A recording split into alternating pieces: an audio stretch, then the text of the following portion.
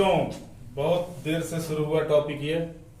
Saturday तुम्हारा of हो गया था और संडे क्लास मंडे क्लास ले नहीं पाए। कल गेस्ट लोग इतना आ रहे कि परेशानी बढ़ जा रही है। हमें शुरू करना था आज वेक्टर अलजेब्रा। ये वेक्टर 3D इस बार 14 मार्क्स का है, 14 नंबर का है। वेक्टर एंड 3D जो टॉपिक है और बिल्कुल सिंपल है ये। मतलब कैलकुलेशन से जो बच्चा डरता है जोड़ घटाव से, वो तो डरना छोड़ दे। इसमें कैलकुलेशन कुछ है ही नहीं। वेक्टर अलजेब्रा और मैथ के टर्म में पढ़ेंगे इसको।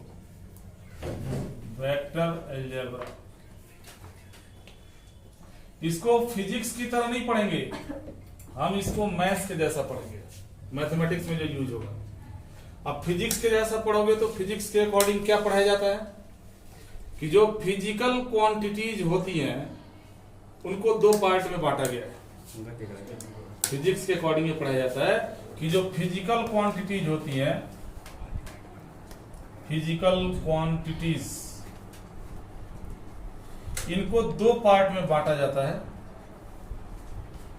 Scalar and vector.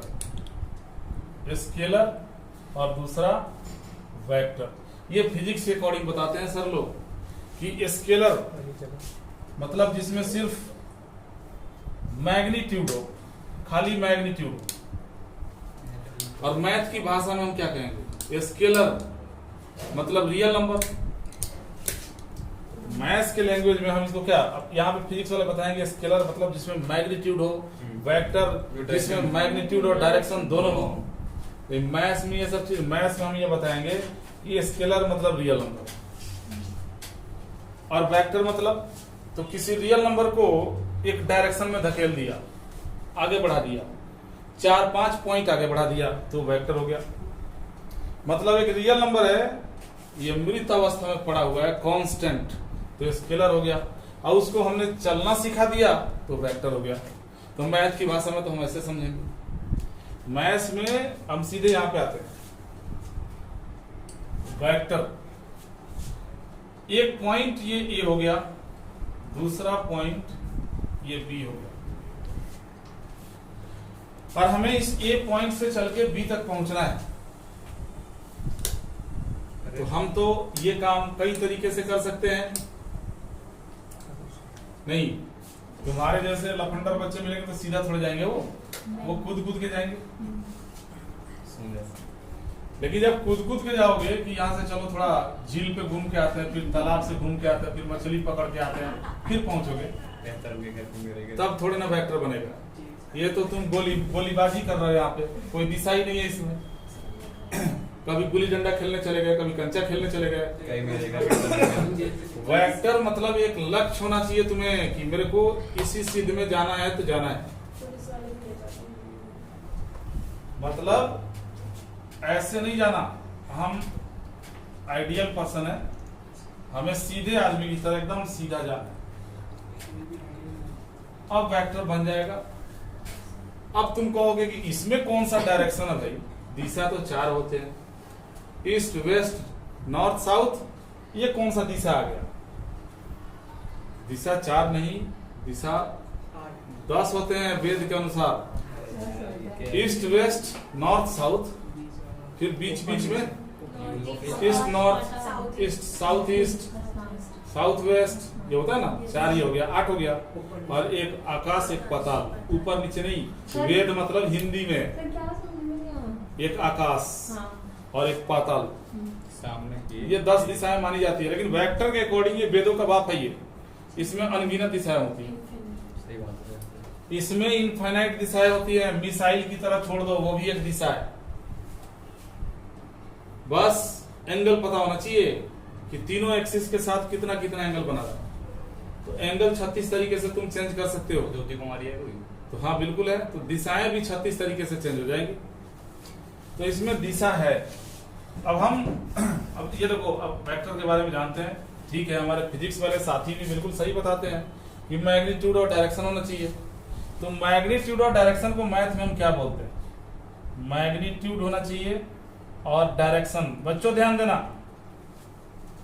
फिजिक्स गलत थोड़ी ना बताता है, लेकिन वो टेक्निकल लैंग्वेज है, सबको समझ में नहीं आता है। टेक्निकल लैंग्वेज जो टेक्नीशियन होगा उसी को समझ में आएगा जी, इसलिए इसको मैथ में बताना जरूरी है, तब समझ में आएगा। तो मैग्नीट्यूड को हम अपनी मैथ्स की भाषा में क्या बोलते हैं, सुनो ध्यान दो इधर। मैग्नीट्यूड को हम अपने मैथ्स की भाषा में बोलते हैं लेंथ, और डायरेक्शन को डायरेक्शन ही बोलेंगे, दिशा। मैथ में दिशाएं, दिशाएं तो सारी मैथ्स के अकॉर्डिंग ही है। मैग्नीट्यूड को हम बोलेंगे लेंथ। अब देखो यहां देखो, अब इसको वेक्टर बनाना है तो इसमें मैग्नीट्यूड और डायरेक्शन दोनों होना चाहिए। तो अगर तुम ए बी वेक्टर बनाते हो तो मैग्नीट्यूड भी होना चाहिए और डायरेक्शन भी होना चाहिए। ये मैग्नीट्यूड हो गया, इसको हम पढ़ते हैं मैग्नीट्यूड, मैग्नीट्यूड भी बोलते हैं, सुनते रहो, या मॉडुलस भी बोलते हैं, या मॉड्यूल भी बोलते हैं।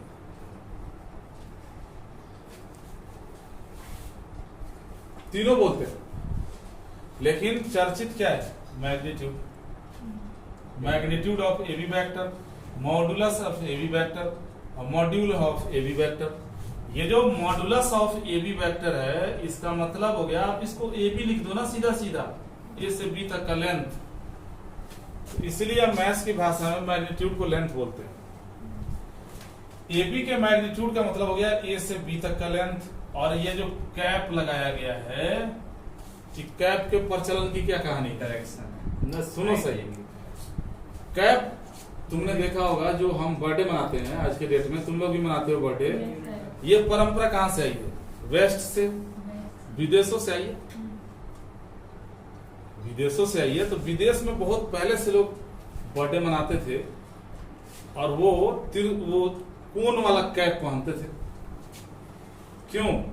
उस दिन का वो यूनिक पर्सन है, उस दिन का जिसके ऊपर लंबा वाला कैप है वो यूनिक पर्सन है, उसका बर्थडे है भाई, वो यूनिक पर्सन है। उसी के आधार पे हमने यहाँ पे क्या किया, कैप लगा दिया। ये यूनिक पर्सन है, इसका नाम है यूनिक या यूनिट वेक्टर, यूनिक या यूनिट वेक्टर। यूनिट वेक्टर क्यों नाम है इसका? क्योंकि इसका जो मैग्नीट्यूड निकालोगे, इसका जो लेंथ निकालोगे, हमेशा 1 आएगा।